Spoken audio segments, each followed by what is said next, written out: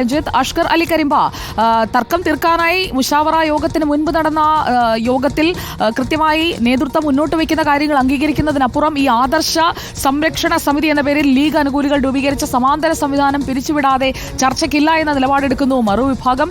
ആ രീതിയിൽ കാര്യങ്ങൾ മുന്നോട്ട് പോകുമ്പോൾ മുഷാവറ യോഗത്തിന് ശേഷമുള്ള ചർച്ചകളിൽ ഒരുമിച്ചിരുത്തി പരിഹാരം കാണുന്നതിലേക്ക് കാര്യങ്ങൾ എത്തുമോ ഉടൻ തന്നെ? അഷ്കർ,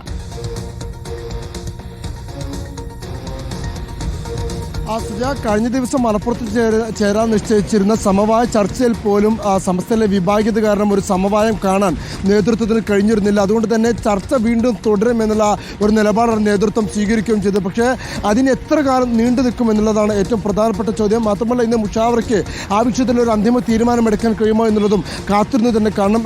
രഞ്ജിത്ത് സൂചിപ്പിച്ചതുപോലെ തന്നെ പല വിഷയങ്ങളും സമസ്ത നേതൃത്വത്തിന് മുമ്പിലുണ്ട്.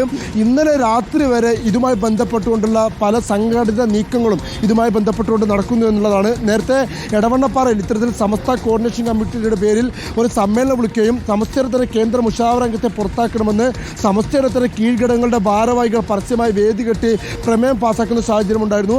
ആ പ്രമേയമാണ് ഇന്നലെ ഔദ്യോഗികമായി തന്നെ സമസ്ത മുഷാവറയിൽ അവതരിപ്പിക്കാൻ വേണ്ടി ഇന്നലെ വൈകുന്നേരം സമസ്തയുടെ മാനേജർക്ക്, ചേളാരിയിലെ മാനേജർക്ക് നേരിട്ട് തന്നെ ആ പ്രമേയം ഔദ്യോഗികമായി തന്നെ കത്ത് കൈമാറുന്ന ഒരു സാഹചര്യം ഉണ്ടായപ്പോൾ ആ വിഷയത്തിൽ സമസ്ത എന്ത് തീരുമാനമെടുക്കുമെന്നുള്ളത് തന്നെയാണ് ഏറ്റവും പ്രധാനപ്പെട്ട കാര്യം. അതോ അത്തരത്തിൽ വേദി കെട്ടി പരാമർശങ്ങൾ നടത്തിയ, പ്രസംഗങ്ങൾ നടത്തിയ നേതാക്കൾക്കെതിരെ നടപടിയെടുക്കുമോ, അതോ പ്രമേയത്തിന് അനുകൂലിച്ചുകൊണ്ട് ഉമ്മർ ഫൈസിക്കെതിരെ നടപടി എടുക്കുമോ എന്നുള്ളത് കാത്തിരുന്ന്. കാരണം സമാന്തര സംഘടനയെ പോലെ തന്നെ സമസ്ത ആദർശ സംരക്ഷണ സമിതി സമസ്തയ്ക്കകത്ത് തന്നെ രൂപീകരിച്ച വിഭാഗത്തിൻ്റെ പ്രവർത്തനം, അവർക്കെതിരെ സമസ്തയുടെ ഭരണഘടന ചൂണ്ടിക്കാണിച്ചുകൊണ്ട് അവർക്കെതിരെ നടപടിയെടുക്കുമോ എന്നുള്ളത് കാത്തിരുന്ന്. കാരണം അതിനപ്പുറത്തേക്ക് ലീഗ് ഉന്നയിച്ച പല വിഷയങ്ങളുമുണ്ട്. സുപ്രഭാതം അത് ഇടതുപക്ഷത്തിന് വേണ്ടി പ്രവർത്തിക്കുന്നു, സുപ്രഭാതത്തിലെ മാനേജ്മെന്റിലുള്ള ചില ആളുകൾ ചില അജണ്ടകൾ വെച്ച് പ്രവർത്തിക്കുന്നു എന്നുള്ള ആരോപണം മുസ്ലിം ലീഗ് സമസ്തയ്ക്ക് മുമ്പാക്കി വെച്ചിട്ടുണ്ട്. ആ വിഷയത്തിൽ സമസ്ത എടുക്കുന്ന തീരുമാനവും നിർണായകമാകും. സുപ്രഭാതവുമായി ബന്ധപ്പെട്ട പല ആരോപണങ്ങളും സമസ്ത നേതൃത്വത്തിൻ്റെ മുഷാവറയ്ക്ക് മുമ്പിലുണ്ട്. അതിനൊക്കെ തീരുമാനമെടുക്കണം. അതിനൊക്കെ അപ്പുറത്തേക്ക് ഈ സമസ്ത ലീഗ് വിഭാഗീയതയ്ക്ക് ഏറ്റവും കൂടുതൽ ആക്കം കൂട്ടിയ വിഷയം എന്ന് പറയുന്നത് CIC-യുമായി ബന്ധപ്പെട്ട, കോർഡിനേഷൻ ഓഫ് ഇസ്ലാമിക് കോളേജുമായി ബന്ധപ്പെട്ട, വഫിയ കോളേജുകളുമായി ബന്ധപ്പെട്ട വിവാദമാണ്.